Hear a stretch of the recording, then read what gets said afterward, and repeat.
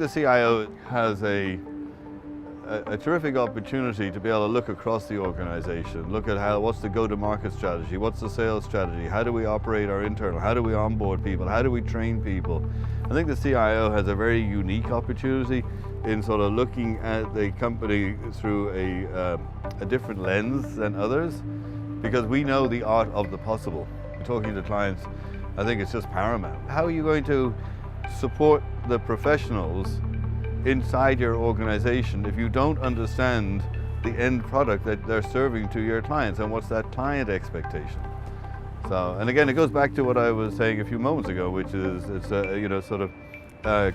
good people do great things, but if you have a great team, you can do terrific things. And that's the teamwork. It's not about me versus them or us versus them. It's about everybody coming together to create just a truly terrific experience for the ultimate client of the company. I was just with a financial services organization.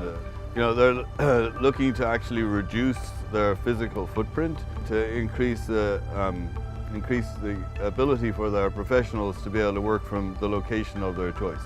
And so that's a big movement that's going on. And you saw that a lot in the Valley, right? But for the professional services organization, the organizations that have are more of an institution, so to speak, that's a big change, and that's hard to change, because how do we make sure that we don't lose the culture when someone's working from a distance location? So I think that's really hard. And then you look at the millennials and the Gen Zs, right? I mean, they want to work from their place of choice. They want to work from the beach house. They want to work from their parents. I look at my eldest son as an example. He comes home for the weekend, which is great when he comes home from college, and he's up at 7:30 in the morning, yes, using Zoom video communications and their Zoom platform to collaborate with his project team from Cornell. So I think that's something that people need to think about. I think CIOs need to think about the notion of millennials, Gen Zs, and how they want to work in the future. It's dramatically different from the way I thought of my career. Being asked more and more about sort of the more that we see AI coming out and we see machine learning and we see bots and robotic automation, etc., RPA, that people are sort of really worried that their jobs are just going to disappear. Correct. But there's a new opportunity right around the door if you're willing to avail yourself of it. I mean, we heard it here again today. I've forgotten the number, but it was several millions of people, jobs that are open today. So there's so many millions of jobs, but you have to learn those new skills. It's akin to sort of email. I mean, let's think about email as an example, right?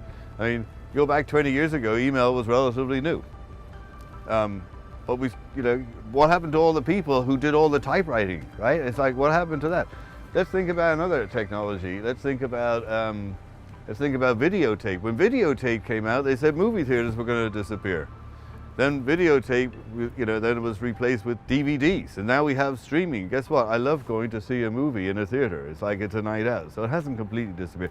So I fundamentally believe these things change over time. It's like these big cosmic shifts, so to speak, in sort of the workplace. So I think that it's a lot about retraining, and it's a lot about sort of learning new skills. And I think that's a real great opportunity for people to further their careers and further their personal and family objectives, quite honestly, yeah.